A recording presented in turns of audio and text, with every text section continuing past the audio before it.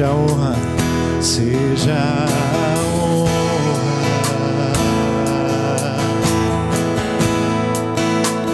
seja a glória,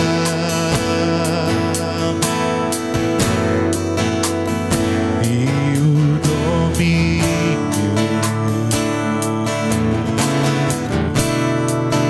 pelos séculos dos séculos. Poderoso Deus, poderoso Deus,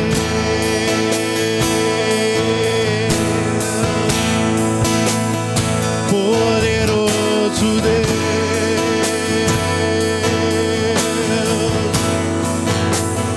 poderoso Deus, minha alma anseia por ti.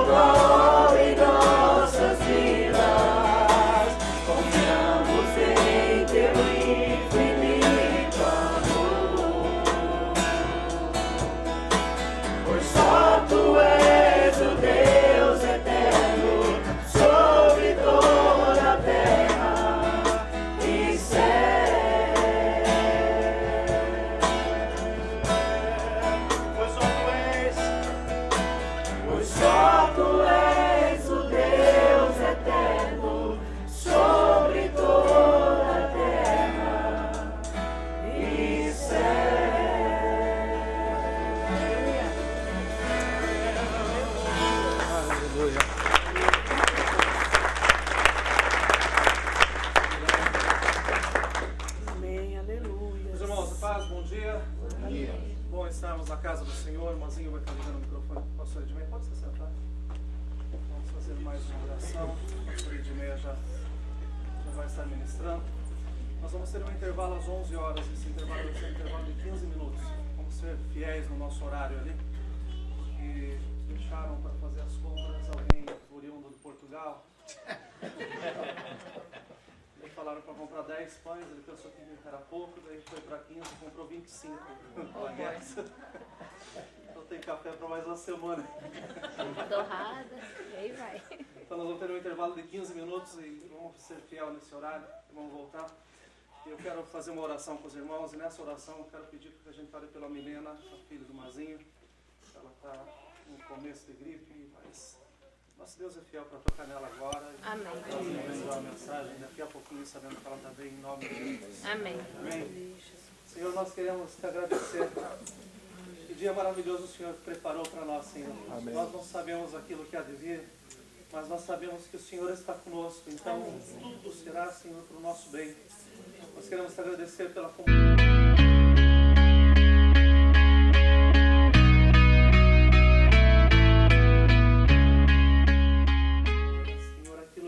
Tem prometido para nós, Senhor, a alegria no meio do povo, para a glória do Teu santo nome. Nós oramos pela pastora Edmeia, pedimos, Senhor, novas forças sobre a sua vida, que os nossos ouvidos estejam afinados com a Tua voz, Senhor, que nós possamos nessa manhã ter, Senhor, desfrutar desse banquete que o Senhor está nos proporcionando, Senhor. Nós oramos agradecidos no nome amado do nosso Senhor e Salvador Jesus Cristo. Amém. Que o Senhor nos abençoe. Pastora Edmeia. Deus a você. Dá para ouvir assim? Amém. Ah, então não precisa. O microfone vai ficar gargarejando aqui.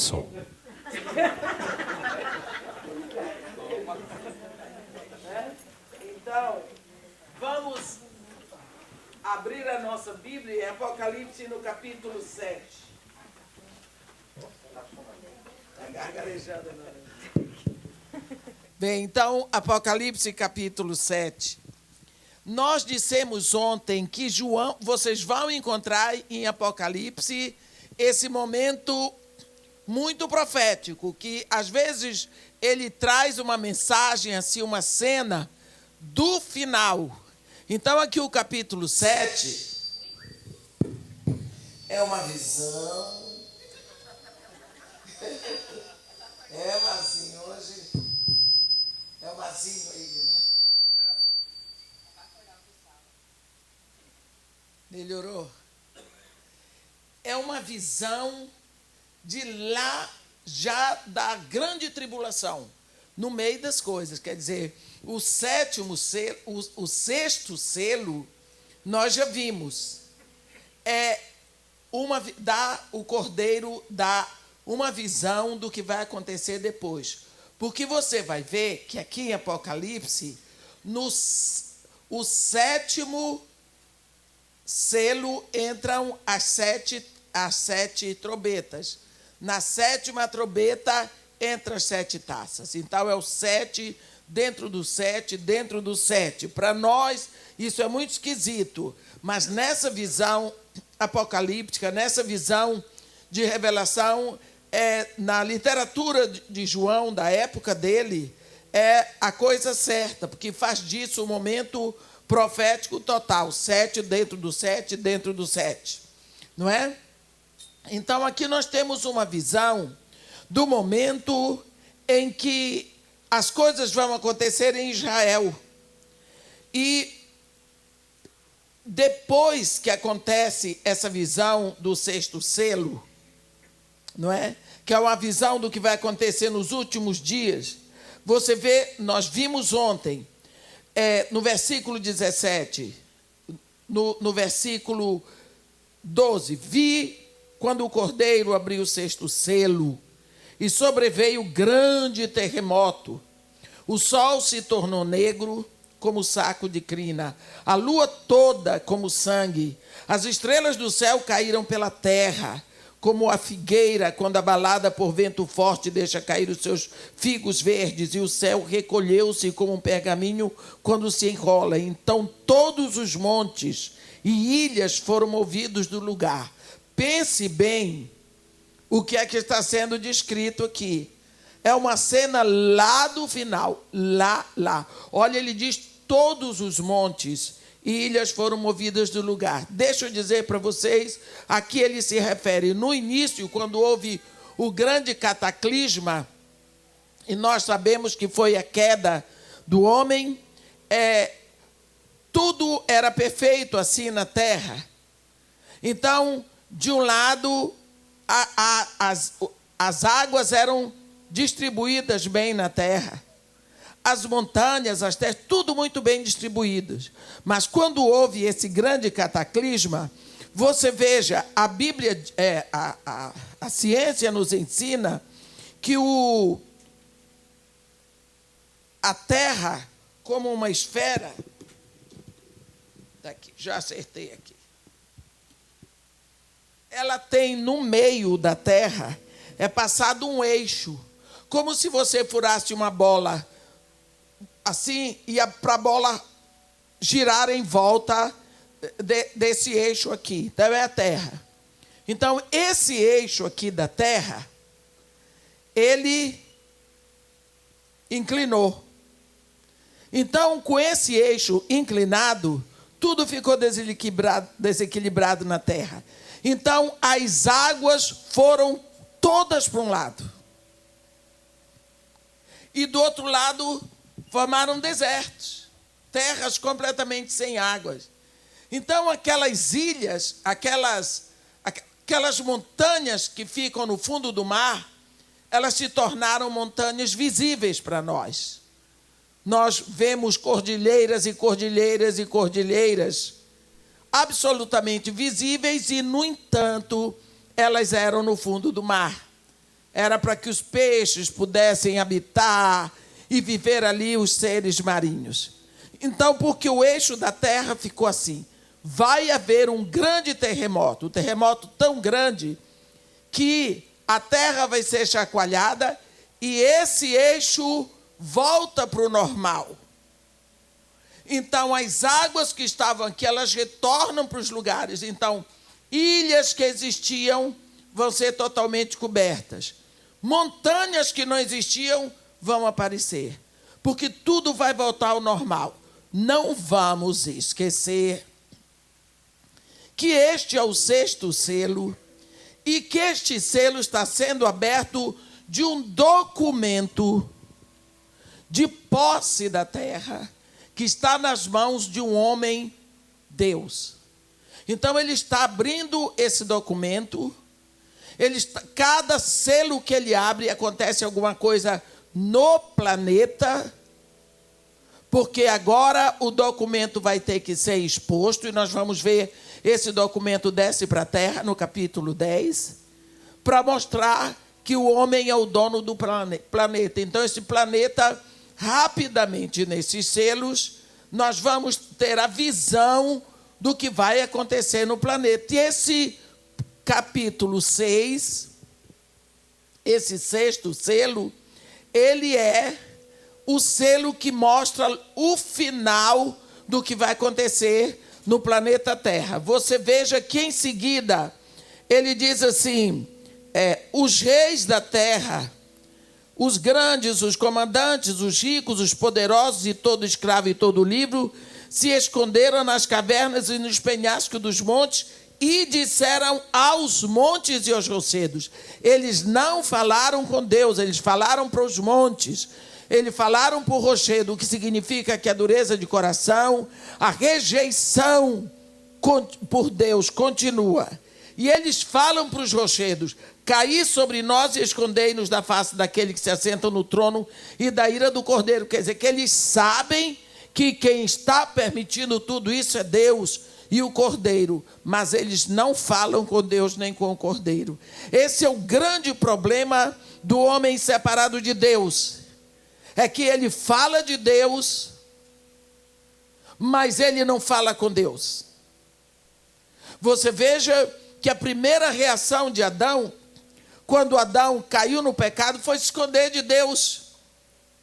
Se esconder, porque a presença de Deus passa a ser causar grande medo para ele.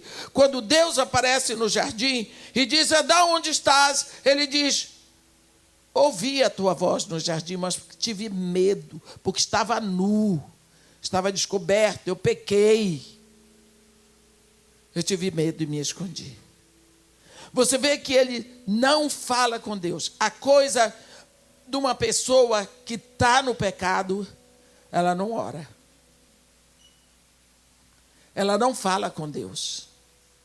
Se mandar ela fazer um discurso, ela faz o discurso para todo mundo ver. Mas lá, juntinho, como Deus diz, entra no teu quarto e fecha a porta e ora ao teu pai em secreto, ela não vai. Por quê? Porque ela sabe que ela tem um confronto com Deus. E é isso que esses poderosos aqui diz. Disseram aos montes e aos rochedos: caí sobre nós. E escondei-nos da face daquele que se assenta no trono e dele do Cordeiro. Está vendo? Para se esconder de Deus, como Adão fez. Porque chegou o grande dia da ira deles. Você não ouve falar na ira do Espírito, mas na ira de Deus e do Cordeiro. O que é esse dia de ira? Eu me lembro que tem uma sequência na Igreja Católica, que eles dizem assim: dia de ira, aquele dia, tudo será cinza fria, diz Davi, diz a Sibila. Quanto temor há de haver quando tudo escurecer? Correrão todos o trono, quando em meio eterno sono soar terríveis trombeta. É o chamado Diezire. Quem foi católico aqui? Isso canta na Sexta-feira Santa. Correrão todos ao trono quando em meio ao eterno sono, que é a morte, soar terrível trombeta. A morte e o mundo se espantam, as criaturas se levantam para responder ao juiz. Um livro será trazido onde tudo está contido, onde o mundo está julgado. Logo que o juiz se assente, o culto será patente, nada impune ficará. Pobre de mim, que farei? Que patrono rogarei? Católico. Se o próprio justo se inquieta, rei de horrível majestade, que salvais só por piedade, só por graça me salvai. Recordai, ó bom Jesus, porque o Jesus dele se esquece. Fui causa da vossa cruz, não me percais nesse dia. Eu sei tudo de cor, que eu estudei em igreja católica, eu era organista. Lá dentro eu tocava todas as missas, meus irmãos. Fiz canto gregoriano. Eu já aprendi, foi muita coisa. Hoje a gente tenta deletar, mas está na memória. E Deus me deu uma memória fenomenal. E o problema da memória é que a gente grava tudo, o que presta e o que não presta. Fica tudo. Não é que isso não preste, mas ficou lá. Então você vê, eu nunca vi a igreja evangélica se reportar a esse dia da ira, no latim diezire, diezila, né? Diezire, diezila. Então, a gente vê que a igreja católica é a única igreja, assim, denominação, que fala desse dia de ira. Por que ira? É chamada dia de ira, porque a ira é o resultado de várias frustrações. Você acorda de madrugada com uma terrível dor de cabeça, 2 horas da manhã, você trabalhou o dia todo, você chegou em casa e tudo mais, aí, muito obrigada, olha seu óculos, caiu. E tem e aí você tem, acorda 2 horas com uma dor de cabeça, dor de cabeça. Aí você vira o travesseiro, você vira para o outro lado, você faz de tudo para a dor de cabeça passar, para não ter que levantar. Mas não tem jeito, você pensa, ou eu tomo um remédio, ou eu vou perder o resto da noite. Aí você levanta.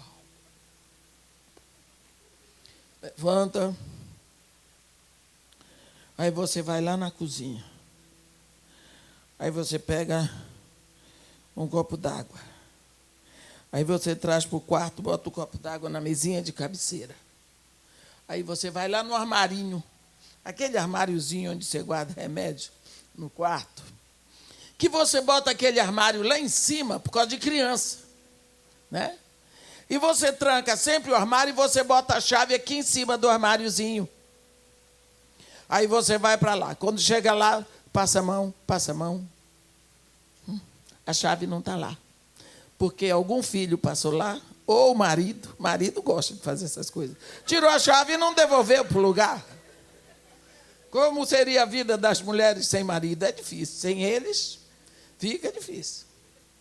Porque Deus criou logo o marido para depois criar a mulher. Então, o marido é necessário. Né? É Deus que diz, essa raça é boa. E foi Deus que criou, por incrível que pareça. Beleza, né? Beleza. Deixa eu aproveitar para dizer para vocês. Cuida bem do seu marido. Você só tem um. E foi Deus que criou. Deus soprou vida no homem, mas não soprou na mulher. A mulher recebeu a vida que estava no marido. Trata bem. Seja a melhor esposa. Seja a melhor esposa. E ore muito pelo filho da sua sogra. Para que ele seja ainda melhor. Sua casa vai estar bem. Aí o marido passou ali, eu boto a culpa no marido, que é melhor, não tenho. E aí a chave não está lá. Agora, você fica irado. Não fica? Você não ficou irado quando acordou com dor de cabeça, você não ficou irado quando teve que levantar, você não ficou irado quando foi lá na cozinha, na geladeira, buscar uma água. Você não ficou irado, mas agora que você não encontra a chave do armário, você fica irado. Por quê? Frustrou o seu plano. A ira é resultado da frustração. Aqui é ira do Cordeiro e ira de Deus. Caí sobre nós e escondei-nos da face daquele que se assenta no trono e da ira do Cordeiro. Por quê? Chegou o grande dia da ira deles. Aqui o dia é da ira, é o dies irae, por isso que eu disse da Igreja Católica, dies irae, dies irae. E quem é que pode suster-se? Porque a ira do Cordeiro, a frustração de ter deixado a sua glória, de ter se tornado homem, de ter bebido todo aquele cálice. Porque ele não queria beber aquele cálice. 3 vezes no jardim de Getsemane, ele pediu ao Pai: Pai, se for possível, afasta de mim esse cálice, contanto não seja feita a minha vontade, mas sim a tua que estás nos céus. 3 vezes. A Bíblia diz que Deus mandou em Lucas um anjo para confortá-lo. Que cálice era esse? A que cálice ele se referia? Não era o cálice da dor física da cruz, porque Jesus Cristo veio para ir à cruz, o escopo dele era a cruz, o objetivo, a missão dele era a cruz. E quando Pedro tentou dissuadi-lo da cruz, ele disse: arreda Satanás. Quando ele ia subir para Jerusalém, ele disse para os seus discípulos: é necessário que o Filho do Homem ascenda a Jerusalém para sofrer muito na mão das autoridades, para ser preso, julgado, condenado, crucificado e morto. Ele sabia da cruz.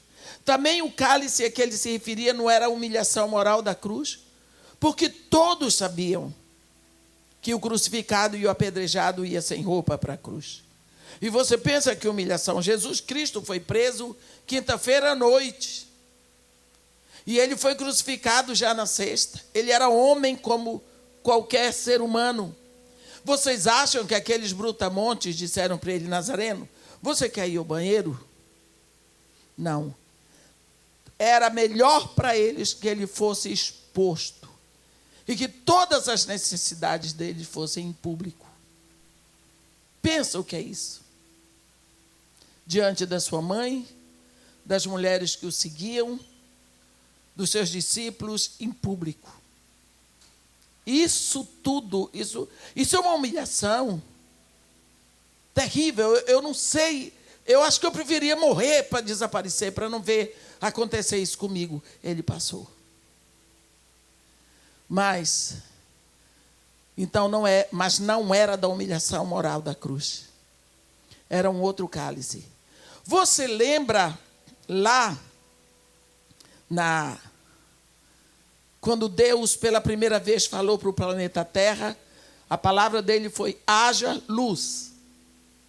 Em seguida ele diz: haja separação entre luz e trevas. Então a separação entre luz e trevas está ordenado. A Bíblia diz em João: Deus é luz e nele não há treva alguma. E nós sabemos que pecado é morte, pecado é treva. Então não pode haver comunhão entre Deus e o pecado. Não pode, não adianta. Quando Jesus está lá na cruz, ele vai receber todo o pecado da humanidade sobre si. Jesus Cristo vai beber o cálice da maldição, do pecado, da morte eterna. Ele se torna uma pústula de pecado ali na cruz, porque ali ele se torna um ladrão, um assassino, um prostituto, um imoral, um impuro, tudo vem sobre ele. Ele se torna o pecado total. E nós sabemos que na cruz o tempo todo ele estava diante do Pai, porque a primeira palavra que ele diz é: Pai, perdoa-lhes, eles não sabem o que fazem. Mas na hora que ele recebe o pecado todo da humanidade sobre si, o Pai está separado dele. Por quê? Porque o Pai é luz e agora ele é treva. É esse o cálice que ele não queria beber. É o cálice da separação. Ele diz, aí ele grita, o meu grito e o seu: Eli, Eli, lama sabachthani. Deus meu, por que me desamparaste? E depois que ele bebe esse cálice, a Bíblia diz que foi uma coisa horrível. A natureza reagiu, o sol se fechou, houve terremoto, houve tudo, porque separação. A Trindade deixou de ser Trindade, porque agora era só o Pai e o Espírito. O Filho agora é o pecador maior da humanidade. E ele diz, depois disso, tudo está consumado. Pai, nas tuas mãos entrego o meu espírito. E ele desce à sepultura com o seu pecado e o meu, com a sua maldição e a minha. E ele vai na sepultura ao inferno para entregar a morte. Ele vai na sepultura para enterrar a nossa morte, a nossa maldição e o nosso pecado. E quando ele ressuscita, vitorioso sobre a morte. Mas não é só sobre a morte, é sobre o pecado. Quer dizer, nós não podemos ter desculpas para pecar, porque o nosso pecado já foi enterrado. É uma escolha nossa, é uma decisão nossa. Por isso nós somos responsáveis pelo pecado, nós não somos uma vítima do pecado. Porque o pecado não tem mais autoridade sobre mim. Eu é que tenho autoridade sobre ele. Lá no primeiro capítulo de Apocalipse, João diz: porque ele nos constituiu reino e sacerdote. Por que somos reis? Para reinar sobre o quê? Sobre o pecado. Sou eu que reino sobre o pecado, sou eu que ordeno, sou eu que digo: vai fazer o que eu quero, você não manda em mim. Desejo de imoralidade, sai daí, eu que mando em você. Desejo de roubo, sou eu que mando em você, sai. Porque desejo nós vamos ter. Mas uma coisa é o desejo, é do desejo que vem a queda. Você tem que reagir enquanto deseja. Não é? Então agora você pense, o cálice que Jesus não queria beber era ficar separado do Pai nem por um minuto. Nós precisamos ser gratos a Jesus, porque ele bebeu esse cálice até a última gota. Então aqui vem a ira. Ele ficou separado do Pai por causa de mim. E eu o rejeitei a si mesmo. Eu tratei essa benignidade, essa graça, eu tratei com leviandade, eu chutei, eu desprezei, na minha malignidade de pecador, eu não respeitei esse amor. E aí vem a ira. É por causa da frustração que ele tem com você e comigo. Porque, depois de tudo, ainda chutamos. Por isso vem a ira. A ira do Cordeiro é para aqueles que rejeitaram esse sacrifício tão grande dele. O sacrifício tão grande de Jesus lá na cruz, meus irmãos. Para ele, aquela dor toda, aquela exposição toda, foi muito menos. Separado do Pai, é que foi o grande sacrifício. Então aí vem o grande dia da ira deles. Do Pai, porque teve que ficar separado do Filho. Do Filho, porque separou do Pai. Quebra da Trindade por causa de nós. Aí vem a frustração de serem rejeitados a si mesmo. E quem é que pode suster-se? Esse é um trecho que nós chamamos de juízo final. Depois vem o capítulo 7. No capítulo 7 vai ter uma visão do que vai acontecer. É o que nós chamamos de uma cena intermediária, que não faz parte, assim, de uma sequência de revelações apocalípticas sobre a revelação de Jesus Cristo. Mas nós vamos ver, João mostra algo que vai acontecer. Vamos ler o capítulo todo, que são 17 versículos, e vamos acompanhar. Depois disto, vi 4 anjos em pé nos 4 cantos da terra, conservando seguros os 4 ventos da terra, para que nenhum vento soprasse sobre a terra, nem sobre o mar, nem sobre árvore alguma. 4 ventos, nós sabemos: vento norte, vento sul, vento leste, vento oeste. Vi outro anjo, só um minutinho, não, vamos ler tudo. Vi outro anjo, ele primeiro vê 4 anjos, segurando os ventos.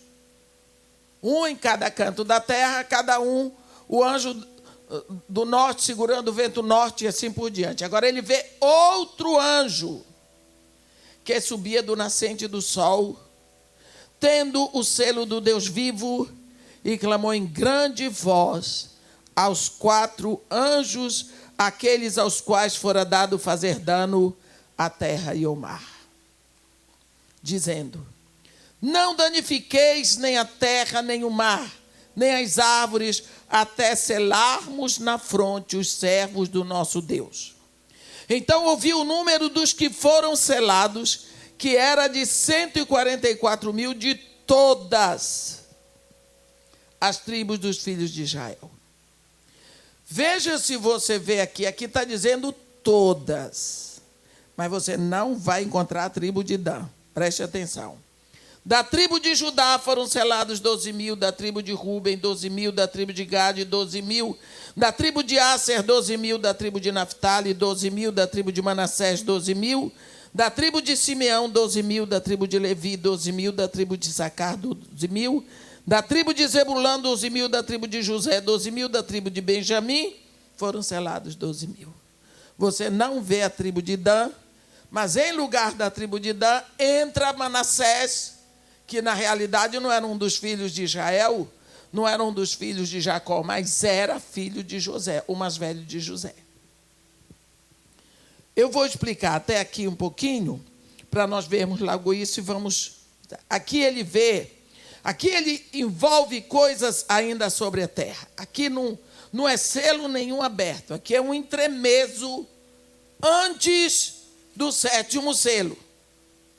Aqui nós ainda estamos... O 6º selo foi aberto, mas o livro não está todo aberto, porque o 7º selo não foi aberto. Nesse entremeso, João dá o 6º selo, e agora vai acontecer uma coisa. É que vão ser selados. Primeiro, João fala de alguma coisa maior no planeta Terra. Ele fala dos 4 ventos que estão segurando. Vento norte, vento sul, vento leste, vento oeste. Nós sabemos que cada vento tem o seu propósito, não é? Você veja que o vento sul, não é? É o vento que leva os gafanhotos. E assim nós vamos vendo, nós vamos estudar sobre ventos agora, senão vou ter que perder 2 horas. Mas existem os 4 ventos, você pode procurar na Bíblia ou quem sabe no Google, que vocês vão no Google, não é? Os ventos são importantes, que vento é uma dos símbolos do Espírito. E você vai ver que esses anjos, eles estão encarregados de não deixar, né, que esses ventos sobrem sobre a terra, nem sobre o mar, nem sobre árvore alguma. Então você vê que há um cessar de tudo, para tudo. E vem outro anjo, um anjo tremendo. Ele vem do nascente do sol, quer dizer, ele vem do leste. E ele tem o selo do Deus vivo. Qual é o selo de Deus? É o Espírito. É a marca de Deus. É o Espírito Santo, porque Deus é acima de tudo santo. E clamou em grande voz, quer dizer, um anjo totalmente cheio do Espírito de Deus, dando ordem a esses 4 anjos para que eles não façam dano nenhum sobre a terra. Você já viu anjo fazer dano? Não danifiqueis nem a terra, nem o mar, nem as árvores, até selarmos a fronte dos servos do nosso Deus. Para nós, isso é um trabalho de demônio. Mas acontece que os anjos de Deus obedecem à palavra de Deus, está escrito no Salmo 103. Eles têm que fazer algum trabalho que para nós é danoso, mas que faz parte da ordem das coisas. Então não danifiquem, não soprem ainda, porque o sopro de vocês, pela velocidade que vai, pode causar dano. Segura aí, espera aí.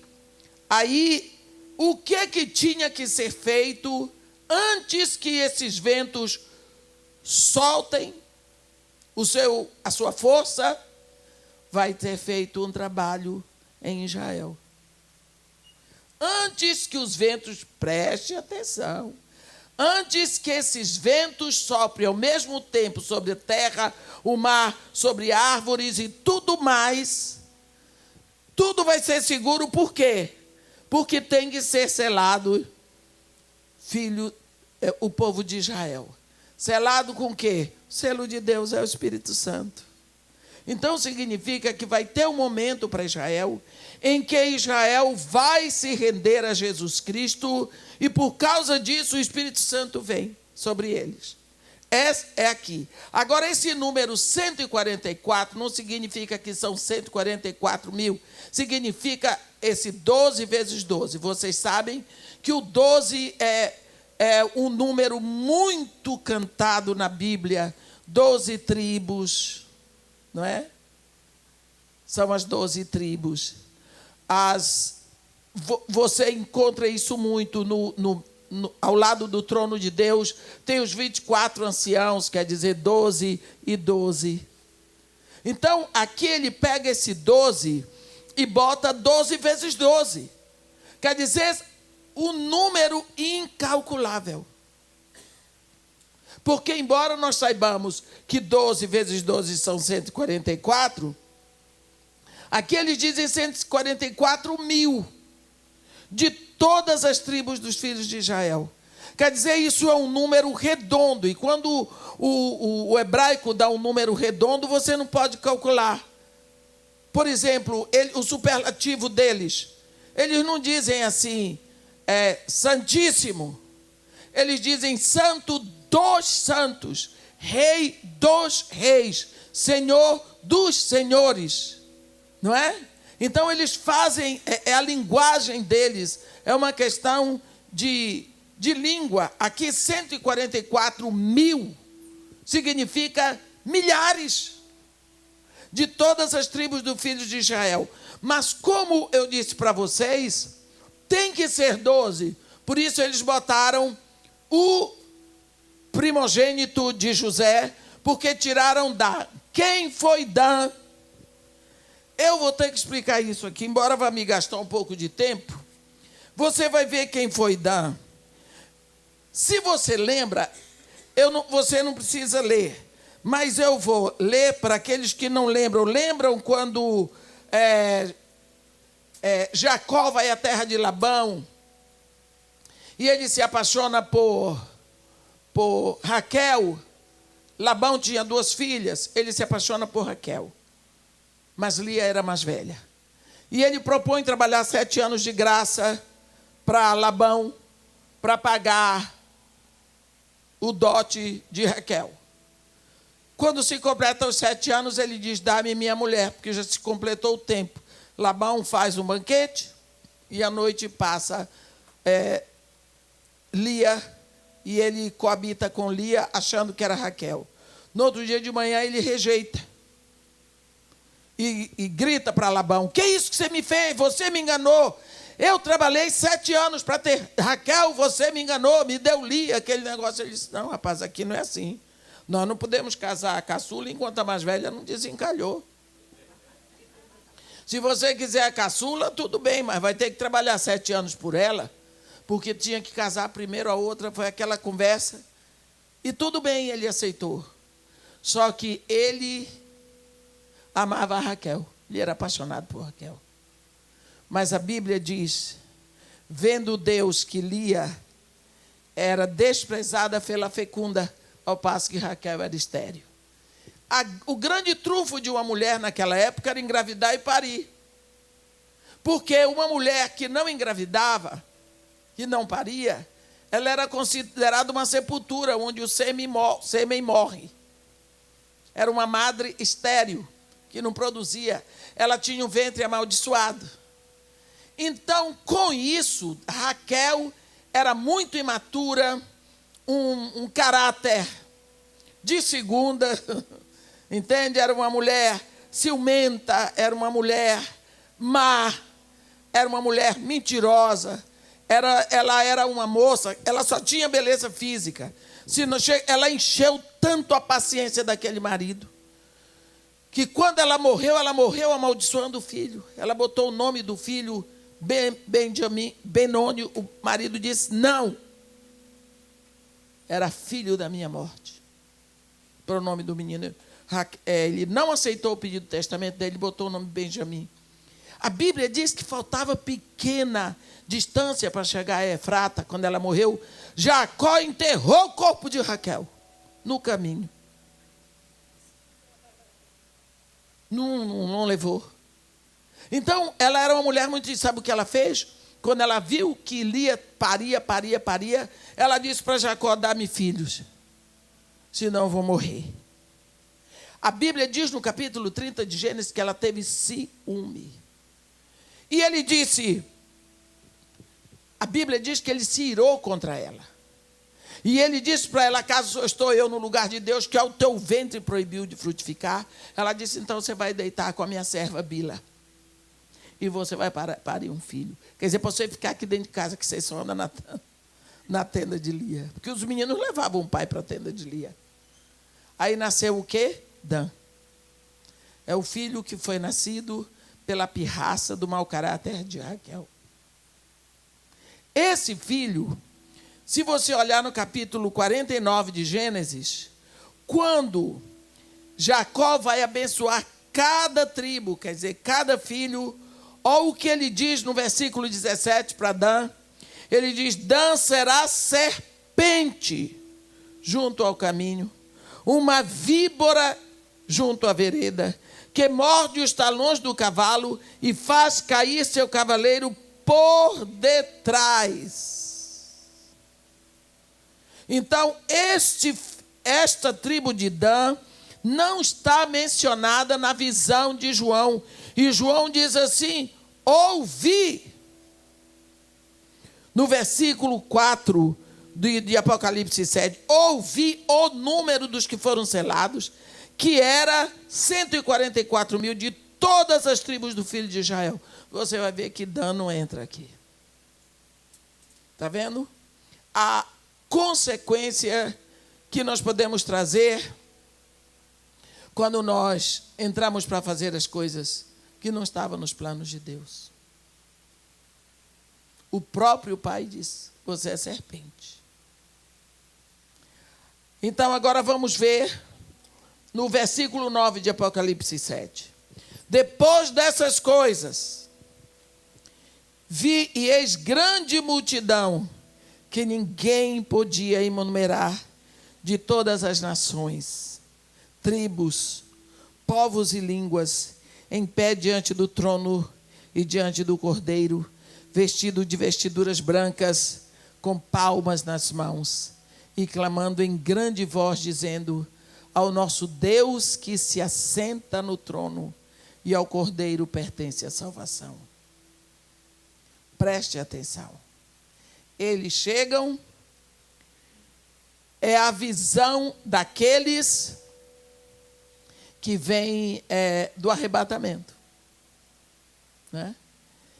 Todos os anjos estavam de pé rodeando o trono, os anciãos, os 4 seres viventes, diante do trono, e prostraram sobre o seu rosto e adoraram a Deus, dizendo: amém. O louvor e a glória e a sabedoria, as ações de graças e a honra e o poder e a força seja do nosso Deus pelos séculos dos séculos. Amém. Um dos anciãos tomou a palavra dizendo: olhe bem, diante do trono do Deus Altíssimo, Santo e Verdadeiro. Um ancião se levanta e toma a palavra. Gente, quando eu leio o Salmo 8, eu fico impressionado com isso. Quando Davi tem aquele momento na vida dele, e ele diz: quando contemplo os céus, obra das tuas mãos, e a lua e as estrelas que criaste, quem é o homem para que te lembres dele? Quem é o filho do homem para que tu reconheças? Fizeste-o por um pouco menor do que Deus, e de glórias e de honras o coroaste. Deste-lhe domínios sobre as obras das suas mãos, e tudo debaixo dos seus pés puseste. Ovelhas e bois, e as aves dos céus, e os peixes dos mares, e tudo que percorre as sendas dos mares. Ó Senhor, Senhor nosso, quão gracioso é o teu nome em toda a terra. Eu fico pensando o que Deus faz com o homem. Esses anciãos aqui são a visão da autoridade que Deus dá ao homem ao lado do trono dele. Para começar, ao lado do Deus Todo-Poderoso tem um homem, Jesus. Homem. Ele subiu com o corpo de homem, glorificado, mas o corpo de homem.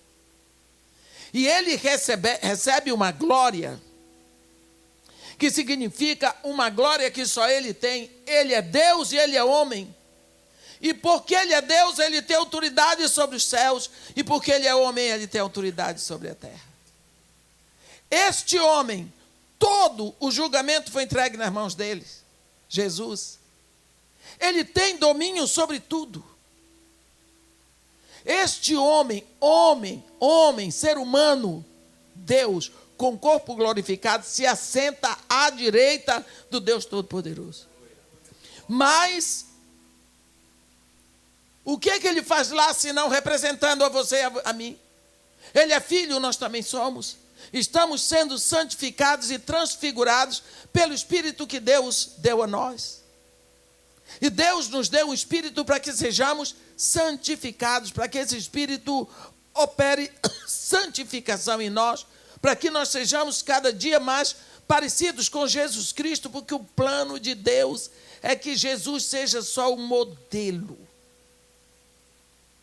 Lá em Romanos 8, 29, a palavra de Deus diz assim: aqueles que de antemão conheceu, a esses predestinou para serem conformes à imagem do seu Filho. Esse Espírito está trabalhando em nós. trabalhando, nos transfigurando continuamente, através de sofrimento, através de lutas, para sermos cada dia mais parecidos com Jesus. E agora, diante da visão dos glorificados, chega toda a igreja diante do trono. E quando a igreja chega, clamando em grande voz, ao nosso Deus que se assenta no trono e ao Cordeiro, seja a salvação. Todos os anjos de pé, rodeando o trono, os anciãos e os 4 seres viventes, e ante o trono se prostraram sobre o seu rosto e adoraram. Nesse clima, nesse culto, porque isso é o culto. Agora é o culto da igreja que já estava lá. É o culto que Deus criou desde o princípio da eternidade. E agora nos juntamos nesse culto e eles dizem amém. A igreja lá em cima diz, dos anjos e arcanjos e querubins e serafins e seres viventes e anciãos dizem amém ao nosso clamor diante do trono de Deus. O louvor e a glória e a sabedoria e as ações de graças, a honra e o poder e a força sejam do nosso Deus pelos séculos dos séculos. Amém.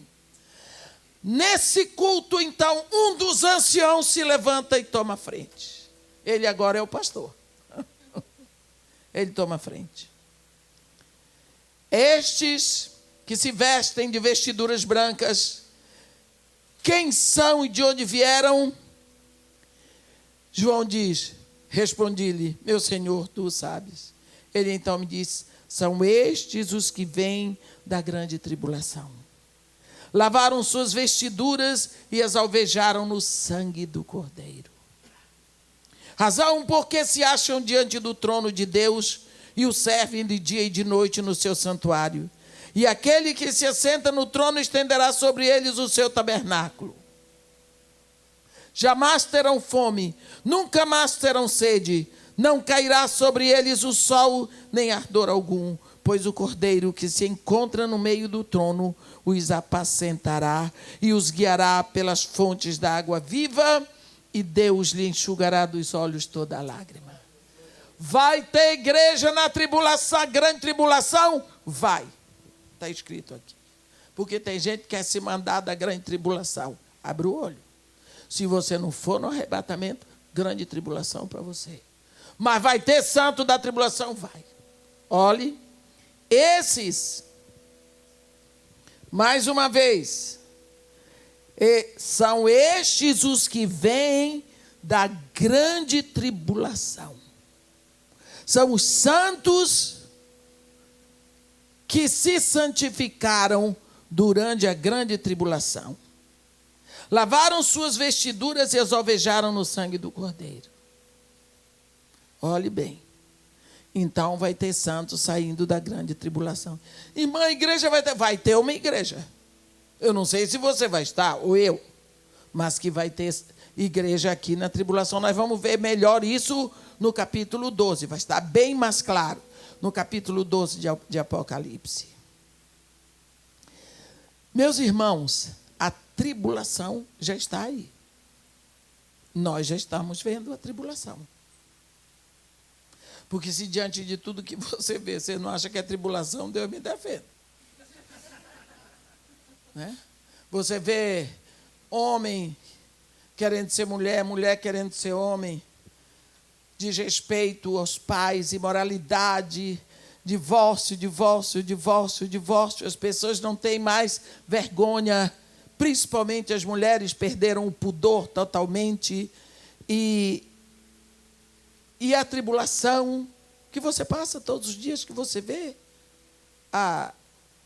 no mundo. Será que isso não é tribulação? É tribulação. É tribulação. Então, agora no capítulo 8, você vai ver uma coisa. Quando o Cordeiro abriu o 7º selo, agora que o Cordeiro vai abrir o 7º selo. Depois que tudo isso nós vimos, o livro ainda não estava aberto, mas agora o livrinho da mão do Cordeiro, vai quebrar o último selo. Capítulo 8 de Apocalipse. Quando o Cordeiro abriu o 7º selo, houve silêncio no céu cerca de meia hora. Os homens costumam dizer que isso é a prova de que não tem mulher lá, porque fez silêncio. Eu tenho um dos meus mestres na palavra, é o Dr. Martin Lloyd Jones. Ele diz que os anjos estavam arrumando o cenário, porque vai mudar o cenário, e vai mudar drasticamente.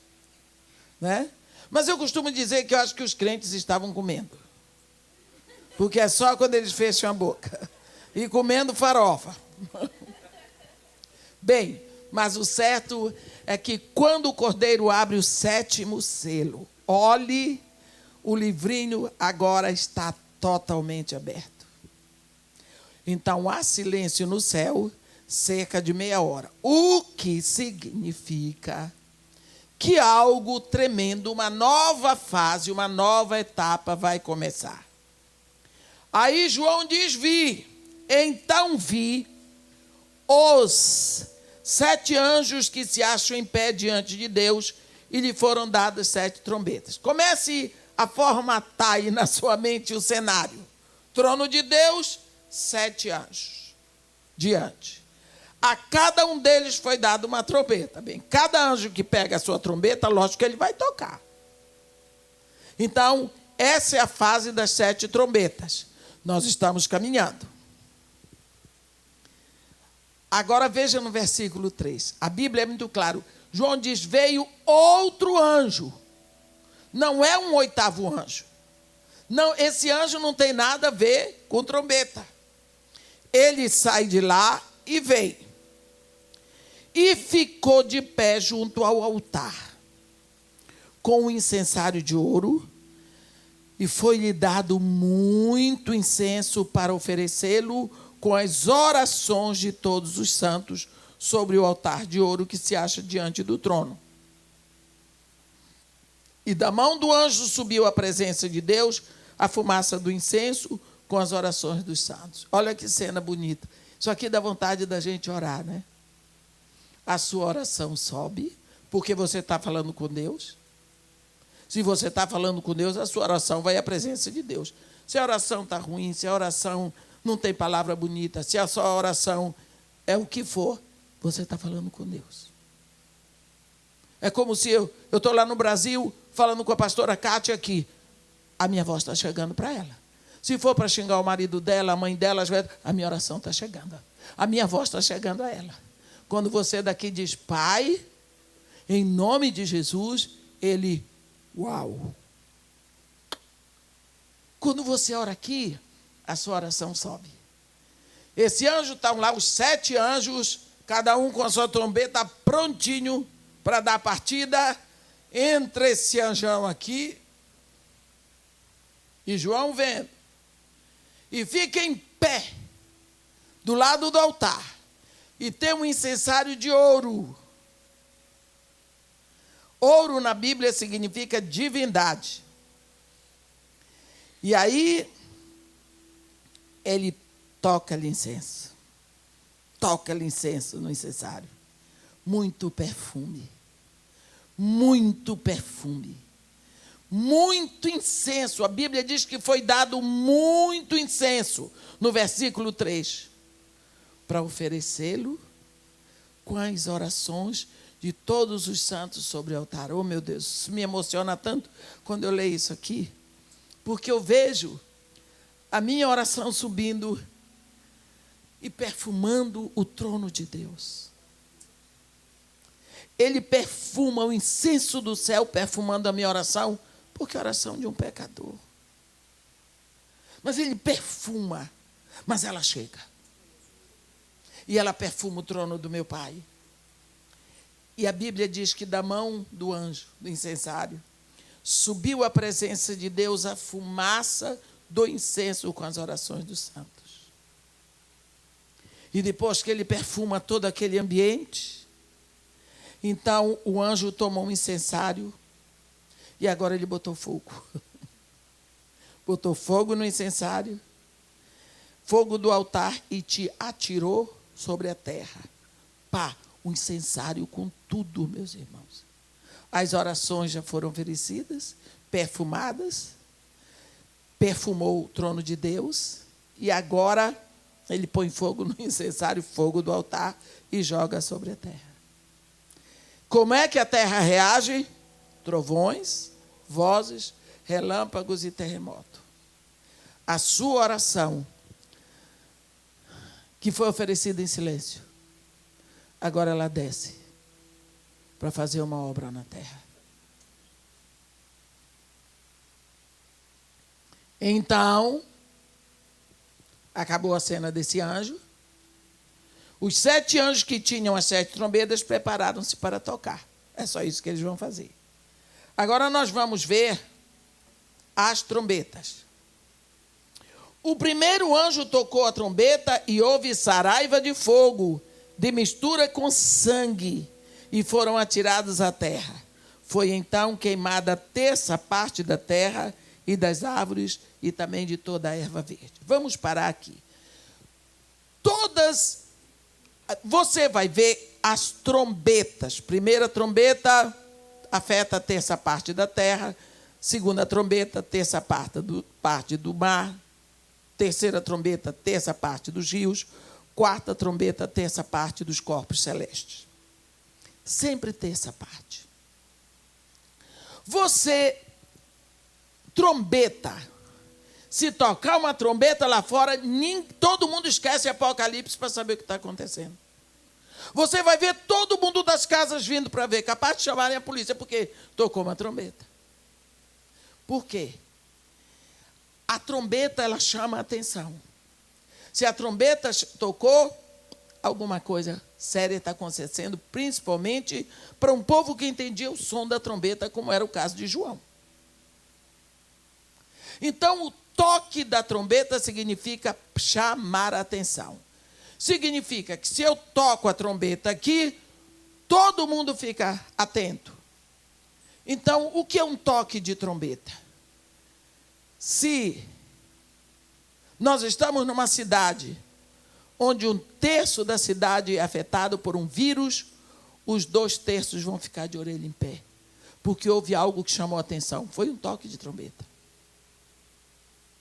Em toque de trombeta não significa que você ouviu tocar uma trombeta, significa um acontecimento que deixa todos os 2/3 de orelha em pé. Porque eles ficam atentos. Por exemplo, tem uma trombeta tocando. É o Zika vírus no Brasil. Mas o Zika vírus não está só no Brasil. Todo mundo pensou que estava na África, já está no Brasil, já está nos Estados Unidos, já está em Portugal. O Zika vírus está na Índia. Que vírus é esse? Isso é uma trombeta. Está todo mundo de orelha em pé? Está todo mundo de orelha em pé. Eu fui pregar em Jacobina, aniversário da Igreja Presbiteriana de Jacobina. Pastor Daniel, quem é de Jacobina? Hein? Pastor Jurandir é de Jacobina? Coitado do pastor Jurandir. Precisa orar pelo pastor Jurandir.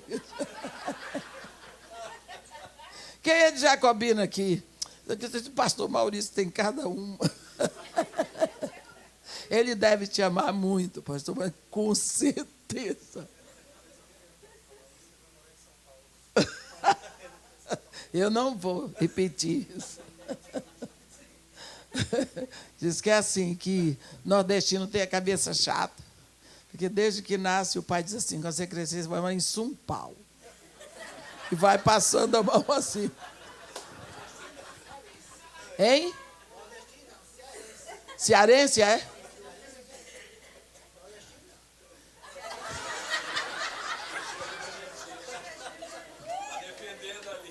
É Potiguar. É Potiguar. Eu sou paraense, um pouquinho mais atrás. Mas isso é... Hein?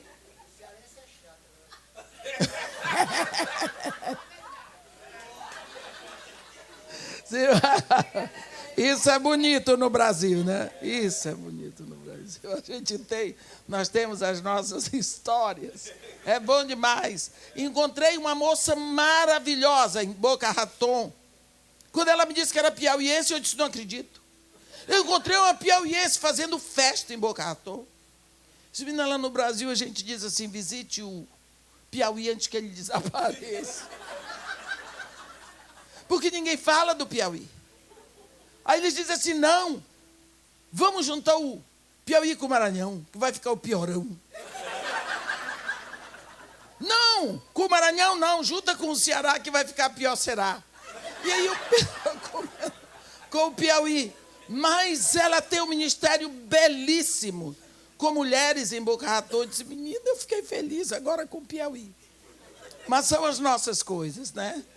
São as nossas coisas. Encontrei tanta gente, encontrei gente de Santarém, eu disse, e uma de Monte Alegre, eu disse para ela, olha, lá no Pará, quem nasce em Monte Alegre chama Pintacuia. Ela disse, quem nasce em Santarém chama Mocorungo. Se vingou na hora, eu disse, quem nasce em Alenquer é Chimango. Nós temos as nossas briguinhas, assim, e a gente se diverte. Mas aqui foi bom divertir também, e vamos trabalhar. Papa Jerimum. Tem coisa. Aqui tem barriga verde também, não tem? Mas eles ficam caladinhos. Não dizem nada. Tem, fica ali, ó, sentadinho, não é comigo. Mas olha, e eu fui bem, deixa eu voltar, fui para Jacobina. Quando eu cheguei, bem, de Capim Grosso para lá é só buraco, mas não tem problema, o carro não era meu. Cheguei lá, cadê o pastor da igreja? Está doente em casa, com o quê? Chikungunya. Isso aí, por que de chikungunya não vem na igreja? Eu, na minha ignorância. Eu aí, porque está com chikungunya, o pastor não vem na igreja? Irmã, a senhora sabe o que é chikungunya? Eu disse, menino, não é gripe? Vai lá. O pastor estava sem poder se movimentar. A perna dele e o pé era um balão. Até a coxa. Eu disse, pastor, o que é isso? É chikungunya.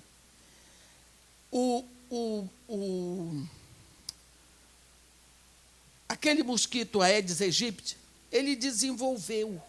Fora dengue, desenvolveu para Zika vírus e chikungunya. O Zika vírus é esse que vocês já estão sabendo o que é que ele faz. Chikungunya, ele vai. Ele adoece você toda. Depois ele volta. Aí começa a anestesiar, como é que a gente diz? Amortecer, como é?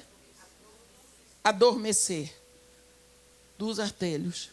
Vem o pé todo, as pernas. Ele vai imobilizando você. Quando chega no coração, você morre. Isso está acontecendo no sertão demais. Veio do Haiti. Você sabe da grande imigração do Haiti para o Brasil, né?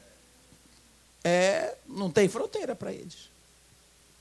O governo do Acre pediu socorro, porque eles chegam assim de milhares. E aí vem toda essa praga. Coitados. Não são eles que são a praga, mas a praga vem junto. Resultado, no calor do Nordeste, as pessoas têm que ficar de meia e calça comprida. Porque esses mosquitos, eles só atacam as partes inferiores, que eles não voam alto. O que foi isso? Trombeta. Todo mundo que ainda não morreu e não foi atacado vai se proteger. O Zika é uma trombeta. Agora, toda mulher grávida engravidou, cobre tudo e passa repelente o tempo todo, para o filho não nascer com microcefalia. Cabecinha, ó, e já era. E está cobrindo o mundo, então está todo mundo. Isso é uma trombeta, abre o olho.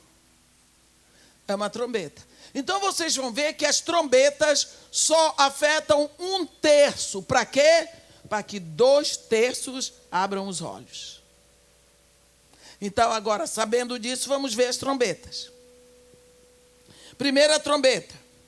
Versículo 7. O primeiro anjo tocou a trombeta e houve saraiva de fogo, de mistura com sangue, e foram atirados à terra.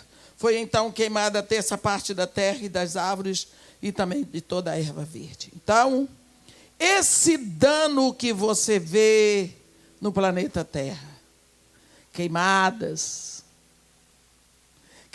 horríveis que ninguém consegue controlar, na Austrália, aqui na Califórnia, no Alabama, na África do Sul, lá no Brasil. Teve um dia que eu fui pregar um congresso em Cuiabá, fiquei 2 dias, de manhã vinha para o aeroporto, de noite me levavam de novo para o Hotel São Paulo, lá em Brasília, porque não dava para descer em Cuiabá, por causa das queimadas. Não havia como pousar em Cuiabá. Quase eu tive que voltar de Brasília para o Rio de Janeiro. O congresso era quinta, sexta e sábado, porque domingo eu tinha que pregar em outra cidade. Eu fui para lá, quinta, não pude ir, sexta eu não pude ir, sábado eu já fui à noite. Aí eu tive que ficar lá domingo, pregando de manhã, de tarde, de noite. E fiquei ainda para segunda de manhã, para pregar para a liderança, porque não deu para sair.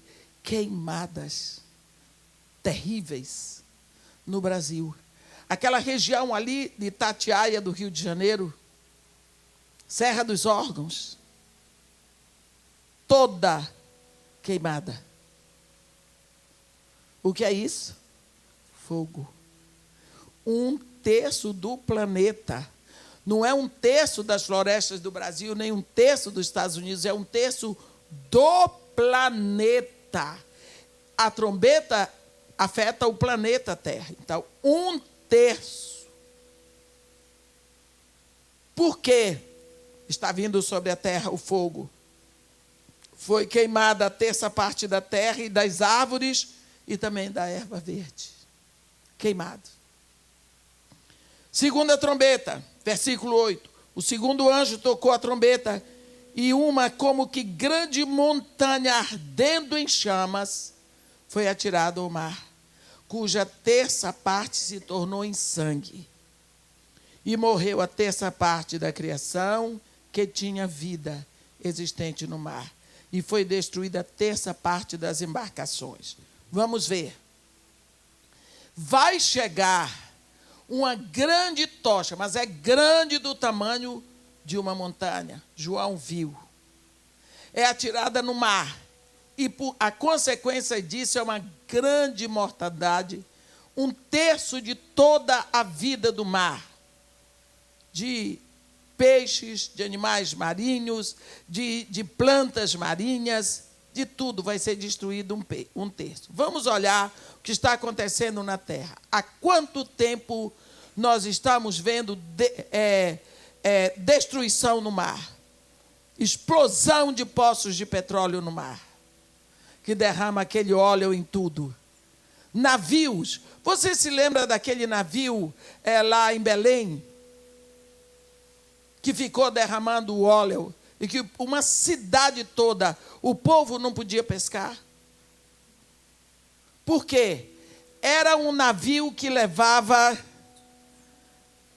mais de 300 mil.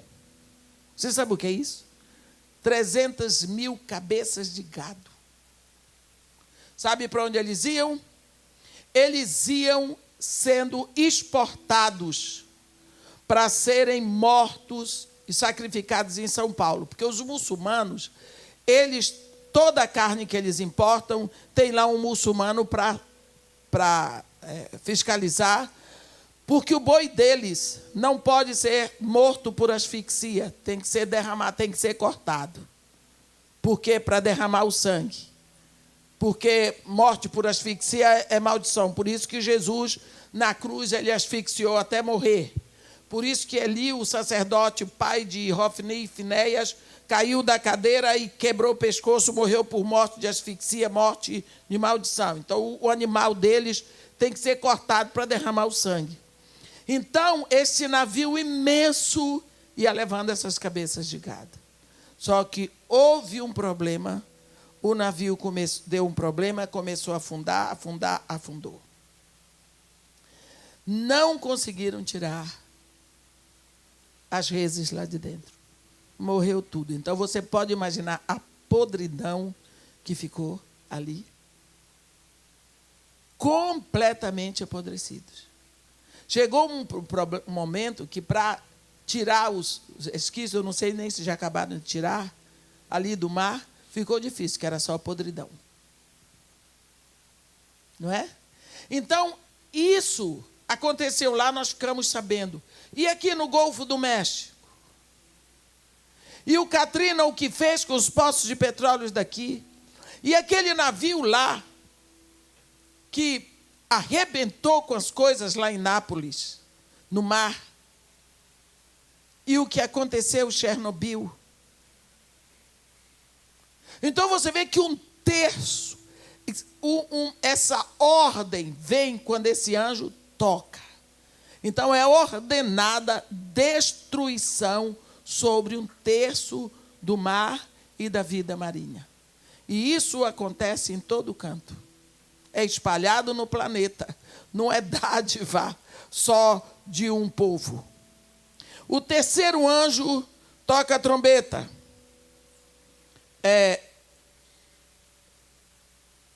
E caiu do céu sobre a terça parte dos rios e sobre as fontes das águas uma grande estrela ardendo em tocha. O nome da estrela é Absinto. E a terça parte das águas tornou em absinto, e muitos dos homens morreram por causa dessas águas, porque se tornaram amargosas. Vamos ver. Nós já vimos um terço da terra destruído, já vimos, segundo a trombeta, um terço do mar, agora um terço dos rios e das fontes de água doce que vão ser afetadas. Acho que nós podíamos olhar um pouco para lá, para Mariana. Olha, o grande rio dali é o Rio Doce, tanto que tem uma das maiores empresas brasileiras, é a Vale do Rio Doce. Acabou, meus irmãos, eu vi. Eu estava ali naquela região. A igreja onde estava pregando, eles estavam recolhendo, mandando carretas para governador Valadares já. Porque o negócio começou a descer para lá. Até hoje tem gente que não foi encontrada. Eu vi. Cavalo, boi, jumento, peixe, tudo boiando assim, tudo morto. Mosca, mau cheiro horrível, calor. Eu vi o prefeito chorando, sentado na praça, chorando, e o povo em volta, pedindo ao povo que fosse embora, porque não dava para ficar. Arrebentou com o Rio Doce. Arrebentou com aqueles rios todos que ficam lá perto. E nem para cavar poço dava. Porque o veneno que está naquele minério afeta. Então, algumas pessoas tentaram ainda, ali perto, cavar poços artesianos. A igreja foi para cavar poços, mas a água já sai contaminada. Isso e toda aquela região ali de Minas e Espírito Santo. Você já imaginou o dano para toda a vida fluvial? Todos aqueles peixes que nunca mais vão aparecer. Daqui que limpe isso tudo, é um dano muito grande. Muito grande. Agora, isso é uma coisa que a gente ficou sabendo. Põe isso no mundo todo. Porque aqui diz que é um terço. Eu estou falando disso porque nós vimos acontecer isso. Então, é trombeta. Aqui fala de uma estrela. O nome da estrela que cai é Absinto. Quer dizer um amargor. Amargor, quer dizer, vem uma descarga muito grande de dureza, de dor. Porque para nós ouvimos falar, a gente até pode chorar. Mas quem está morando ali, quem nasceu, quem tem sua vida ali, tem sua casinha, tem sua história, A gente vê as pessoas chorando, perdidas, sem ter para onde eu vou, e agora? A gente vai lá, vê tudo aquilo, ora, dá uma palavra, mas quando sai de lá, dá uma dor tão grande de ver que as pessoas ficam. Eu saí de lá, mas as pessoas ficam para viver a sua dor. Você sabe o que se passa na cabeça de uma pessoa dessa? Eu não sei, mas eu sei que é muito dor. Uma vez eu estava sendo duramente criticada por alguns expoentes aí. O que você vai fazer nos Estados Unidos? Pregar nos Estados Unidos, os crentes estão falidos. As igrejas estão acabando, eles estão voltando para o Brasil. Os Estados Unidos não tem emprego. E as igrejas estão se acabando, o povo não tem emprego. Foi aquela época da crise aqui. E você vai para lá fazer o quê? Não é hora de ir para os Estados Unidos? Mas escuta aqui. Agora é a hora certa para nós irmos. Porque esse pessoal que saiu do Brasil está nos Estados Unidos nesse momento, está sem emprego, sem dinheiro. O que é da vida deles? Eles olham para o Brasil. O que eu vou fazer lá? Não tenho mais idade para começar. Não tenho uma casa. Eu não tenho emprego. Eu não tenho profissão no Brasil. Todo mundo vai rir da minha cara, porque ainda tem isso. Vou ser humilhado. O que eu vou fazer lá?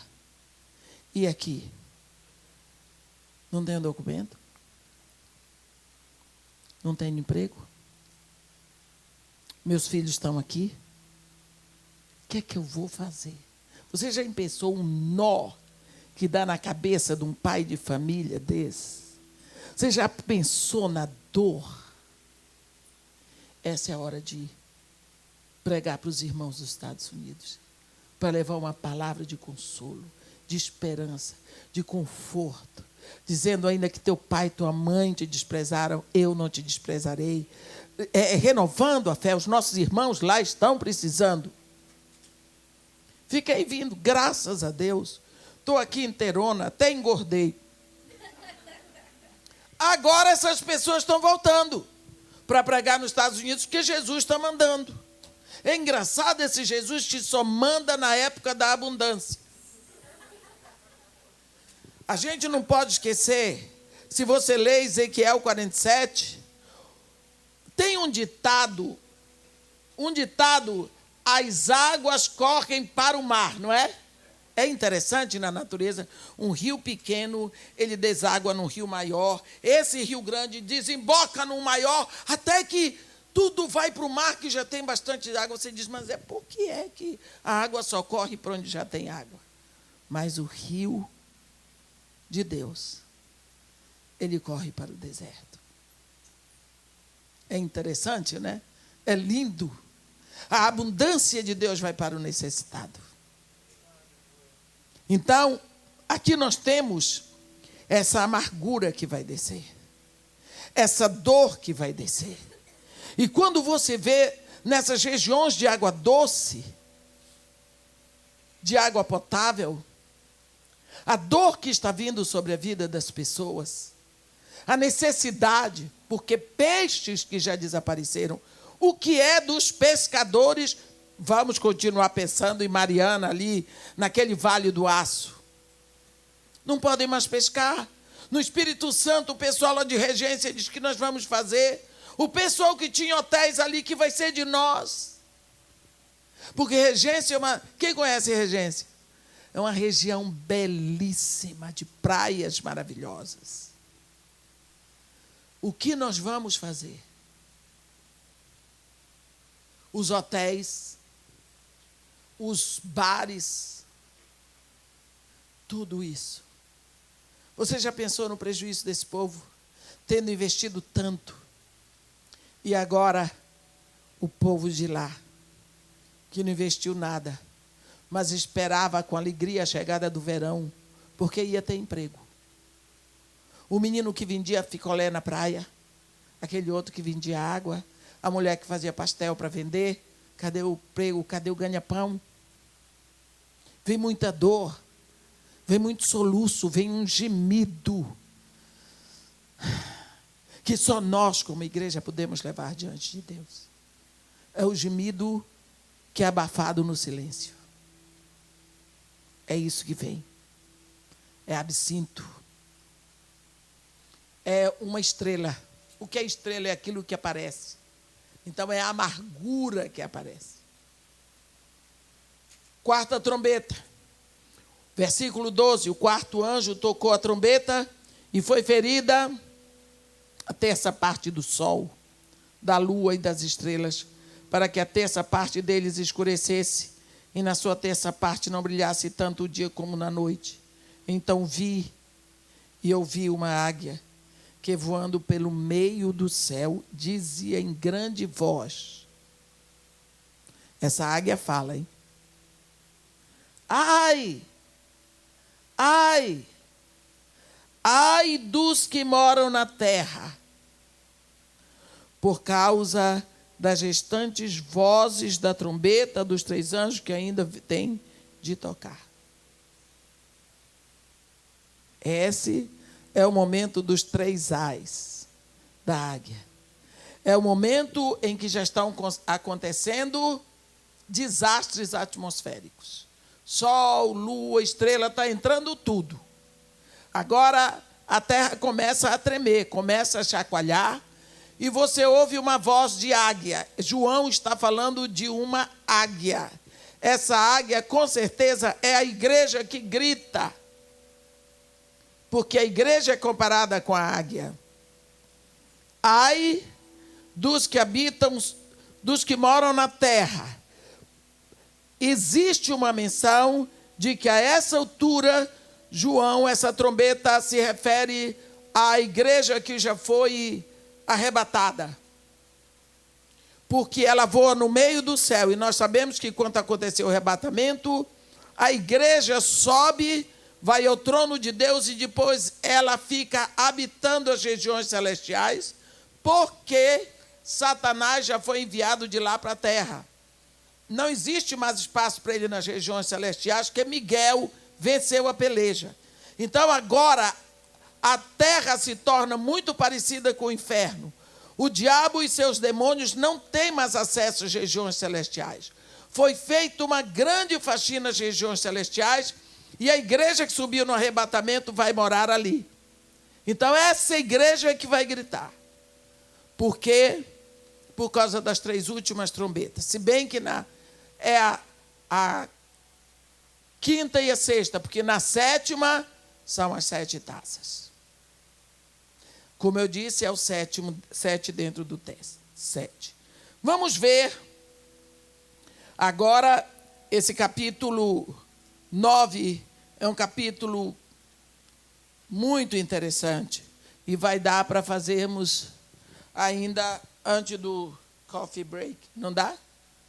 Porque agora ainda vai dar 11 horas. Então eu vou fazer o capítulo 9 e quando acabar nós vamos ter o coffee break.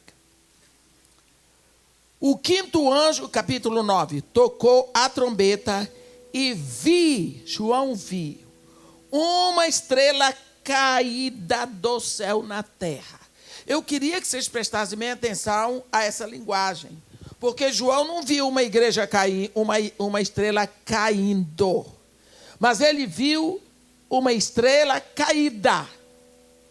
Quer dizer, é uma coisa, essa estrela já tinha caído do céu na terra. E foi-lhe dada a chave do poço do abismo. Ó, gente, quem é que dá uma chave para uma estrela? Essa estrela aqui, vocês vão ver, é um ser inteligente. É um ser que age sob o comando que ele recebe. Uma estrela, em Apocalipse, ela é como aqui a gente diz que a Xuxa é estrela, né? Então é uma estrela, mas que estrela é alguém que sobressai, porque ninguém pode esconder uma estrela, né? Olha aqui, ó, uma estrela. Tem que botar o povo para rir de vez em quando.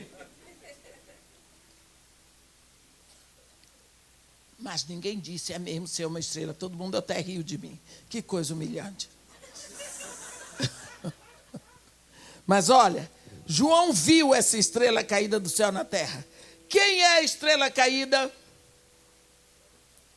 Satanás. Você vê em Isaías 11. Como caíste do céu? Não é? É Satanás. É dado a ele um serviço pouco para fazer. Um serviço sujo. Todo serviço sujo dá para Satanás, que ele faz com alegria. Serviço sujo é com ele mesmo. Olha, ela recebe essa chave do poço do abismo. Quer dizer, a chave do poço do abismo não está com Satanás. Ela abriu o poço do abismo. Versículo 2. Subiu fumaça do poço como fumaça de grande fornalha. E com a fumaceira, a saída do poço, escureceu-se o sol e o ar. Preste atenção à poluição que vai acontecer. E essa poluição não vem das fábricas. Vem do poço do abismo. Dessa fumaça que escureceu o sol e o ar, versículo 3 diz que saíram gafanhotos para a terra. Ai, ai, ai. Gafanhotos produzidos pela fumaça vão causar doenças resultantes dessa contaminação que vai sair do inferno. Foi dado a esses gafanhotos, que na realidade são vírus e bactérias, poder como que tem os escorpiões da terra. Então você vai ver que vai ter grande poluição. E essa poluição, ela é infernal. Ela vem com uma contaminação de causar prejuízo e muita dor, porque ferrada de escorpião dói demais. Mas esses escorpiões, esses vírus ou bactérias, versículo 4 diz que foi-lhes dito que não causassem dano à erva da terra, nem a qualquer coisa verde, nem a árvore alguma, e tão somente aos homens que não têm o selo do Deus sobre a fronte. Preste atenção. Esses vírus, essas bactérias resultantes dessa poluição, eles não vão afetar os vegetais. E também nem outros animais. Só há homens, seres humanos, que não têm o selo do Deus vivo. Você tem o selo do Deus vivo porque no momento em que você se rendeu realmente a Jesus Cristo pegou você e levou você para o Pai. Porque Jesus Cristo comprou você com seu sangue, mas Ele comprou você para o Pai. E quando você se rende a Ele, Ele leva você para o Pai. O Pai lhe recebe e lhe coloca uma marca de propriedade dele. E qual é a marca de Deus? É o selo de propriedade, é o Espírito Santo. Esse Espírito vai ficar trabalhando em você para fazer de você um filho de Deus como Jesus. Então, a todos aqueles que não têm o selo de Deus, esses vírus, esses querubins do inferno vão atacar. Eles só vão causar dano aos homens que não têm o selo de Deus, do Deus sobre a fonte. Primeira coisa, ordem para esses seres do inferno, resultantes da fumaça, da poluição. Não pode atacar nada verde e nem àqueles que têm o selo do Deus vivo. Outra ordem, versículo 5, foi-lhes também dado que não os matassem, e sim que os atormentassem durante 5 meses. Esses homens, esses seres humanos que não têm o selo de Deus vivo, afetados por essa virulência, eles não vão morrer. 5 meses serão atormentados. E o seu tormento era como o tormento de escorpião quando fere alguém.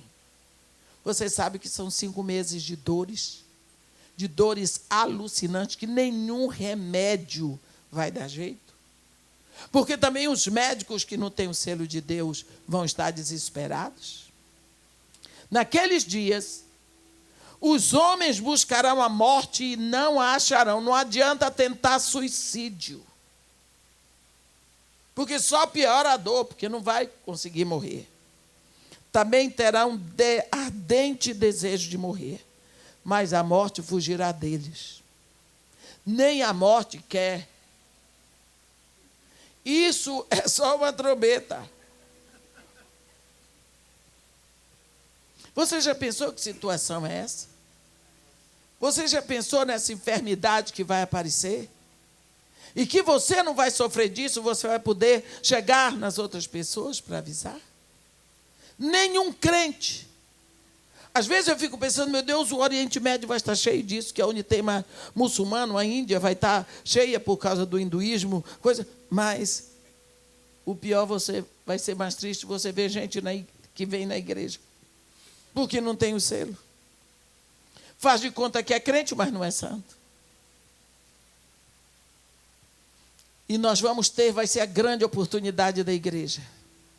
Porque nós vamos estar. Você se lembra quando, dá a impressão de quando Deus estava mandando as pragas sobre o Egito, e na terra de Gósen, os israelitas não tinham nada.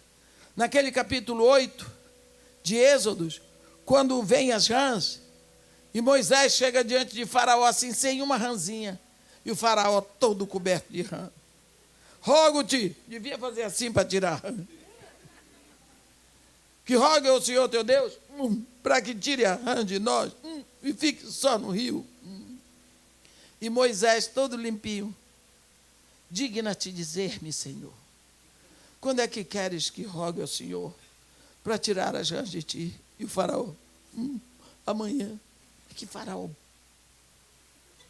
como diz o baiano, obturado, dizia, agora, Moisés, roga agora mesmo, Moisés, eu não quero mais essas... Amanhã. Vá procrastinar assim, né? E ficou aquele dia, aquela noite cheio de rã. Você sabe que tem gente assim? Deixa o problema para amanhã, amanhã eu oro. Então está aqui, cheio de rã. Pastor, qual é o telefone da irmã de meia? Para quê? Para eu orar, para ela orar por mim. Porque você não ora agora? Não é? Tem gente que liga para orar, não faz mal isso, lógico que não faz mal. Mas estou dando um exemplo. Olha aqui. Olhe bem isso que está escrito aqui.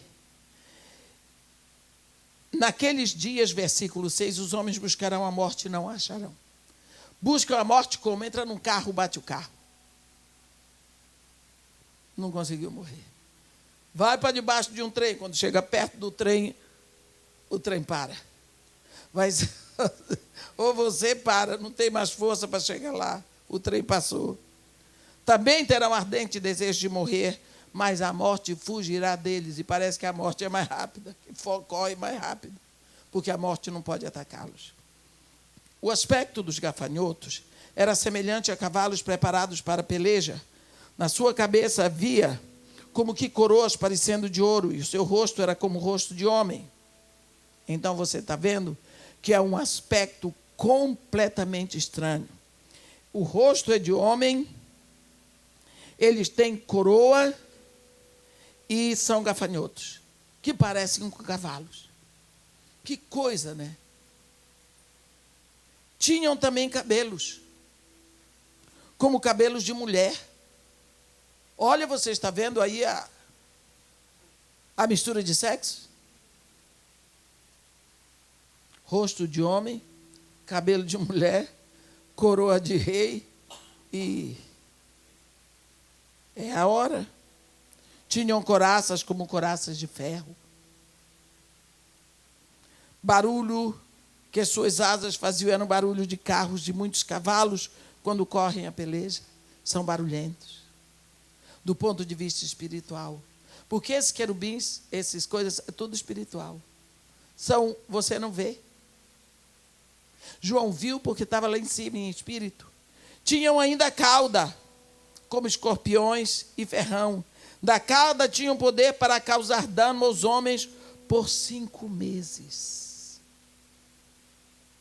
E tinham sobre eles como seu rei o anjo do abismo, cujo nome em hebraico é Abaddon, em grego é Apolion. Você sabe por que é que João está dando o nome em hebraico e em grego? Significa que eles vão atacar tanto Israel como todos os gentios. Vai ser algo que vai acontecer no mundo todo. Isso é trombeta, a trombeta afeta o planeta Terra. Pense bem o que é isso. Por 5 meses. O primeiro ai passou. Eis que depois dessas coisas vem ainda 2 ais. Aí vem a 6ª trombeta. O 6º anjo tocou a trombeta e ouviu uma voz procedente dos 4 ângulos do altar de ouro que se encontra na presença de Deus, dizendo ao 6º anjo, o mesmo que tem a trombeta: solta os 4 anjos que se encontram atados junto ao grande rio Eufrates. Quem sabia que tem 4 anjos atados junto ao rio Eufrates? Eu morei lá, ali. Na Babilônia, ali perto da Babilônia, em Ur dos Caldeus, onde o Eufrates se encontra com o Tigre. Mas ninguém jamais viu esses anjos. Mas aqui vem uma ordem do altar de Deus para soltar os anjos que se encontram atados junto ao grande rio Eufrates. Por que grande maioria das vezes que se fala do rio Eufrates, a Bíblia diz grande? Grande rio. O rio Eufrates. Ora, meus irmãos, tem rios maiores do que o rio Eufrates. O Amazonas é o maior em volume d'água. O Mississippi e o Missouri, cada um deles sozinho é maior que o Eufrates. O Nilo, ali perto. Mas por que grande? O rio Eufrates é grande pela sua importância profética. O rio profético na Bíblia não é o Jordão, é o Eufrates. Agora, por quê? Aqui, onde Deus criou o homem. Quando Deus criou o homem do barro da terra, Ele criou o homem do barro da terra do Iraque. Aqui, Deus já tinha feito o Eufrates. Então, o Eufrates viu. Ponha olhos nesse rio, que o Eufrates viu Deus tomando o barro da terra e formando o homem. O Eufrates presenciou tudo. O Eufrates presenciou a criação da mulher. O Eufrates presenciava Deus visitando Adão e Eva todos os dias. O Eufrates presenciou a queda do homem. O Eufrates viu Deus expulsando o homem e a mulher dali. O Eufrates viu Caim matando Abel. Talvez foi na água do Eufrates que Caim lavou a mão. Não sei se usou alguma arma. Portanto, ele é o grande rio. Porque vocês vão ver no capítulo 16 a ação do Eufrates. O Eufrates tem uma ação na guerra fora do comum. Ele vai secar para ser a estrada que vai levar os exércitos para atacar Jerusalém no Armagedon. Por quê? Porque é o grande rio, o rio Eufrates. Agora, a Bíblia nos diz aqui na 6ª trombeta que solta os 4 anjos que se encontram atados junto ao grande rio Eufrates. Foram então soltos os 4 anjos que se achavam preparados para a hora, o dia, o mês e o ano, para que matassem 1/3 parte dos homens. Olha, até a 5ª trombeta, os afetados foram só os que não têm o selo de Deus. Mas a 1ª trombeta afetou a terra, um terço da terra, a segunda, um terço dos mares, a terceira, um terço dos rios, a quarta, um terço dos corpos celestes, a quinta trombeta afetou os que não têm o selo de Deus, só na sexta trombeta, um terço dos homens. Quando a Bíblia diz um terço dos homens, ela está dizendo que são homens. Não está dizendo só os que têm o selo de Deus ou só os que não têm. Então, o número matasse um terço da população mundial. Aqui está dizendo que um terço da população mundial vai ser dizimada. O número dos exércitos da cavalaria era de 20.000 vezes 10 milhares. Eu ouvi o número. 20.000 vezes 10 milhares significa que é um número que João teve que traduzir assim, porque era um número muito grande. Você vê que os números que eles dão são sempre assim tão grandes, porque afetam o planeta Terra todo. E assim, nesta visão, contemplei que os cavalos e os seus cavaleiros tinham coraças cor de fogo, de jacinto e de enxofre. A cabeça dos cavalos era como cabeça de leão, e a sua boca saía fogo, fumaça e enxofre. Isso são mísseis. Eu já vi mísseis, porque eu estava no Iraque. Eu fugi no quarto dia, do terceiro para o quarto dia de guerra, no meio de bombardeio, fugindo para o Kuwait. Por meio desses 3 flagelos, olha, saber, pelo fogo, fumaça e pelo enxofre que saíam da sua boca, foi morta a terça parte dos homens. Quer dizer, vai vir bombardeio mesmo, disseminado. Pois a força dos cavalos estava na sua boca e na sua cauda, porquanto a sua cauda se parecia com serpentes. E tinha na cabeça e com ela causavam dano. Os outros homens, quer dizer, os 2 terços, aqueles que não foram mortos por esses flagelos, não se arrependeram das obras das suas mãos, deixando de adorar os demônios e os ídolos de ouro, de prata, de cobre, de pedra e de pau, que nem podem ver, nem ouvir, nem andar. Nós precisamos tomar cuidado onde está o nosso coração, porque às vezes estamos adorando. Porque às vezes encontramos no dinheiro, ou na força do nosso braço, ou na nossa sorte, a razão para termos vitória. Meus irmãos, se Deus neste momento fechar o balão de oxigênio para nós, já era. Não tem mais saúde. Você pode ter o melhor fígado, o melhor coração, o corpo mais lindo, ser o sujeito mais sarado, vai cair. Porque não se arrependeram. Não havia motivo para se arrepender, estava tudo bem. Ai, ai.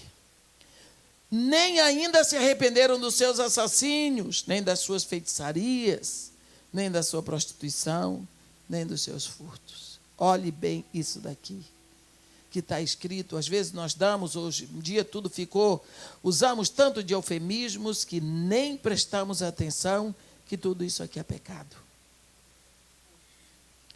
Agora, o capítulo 10.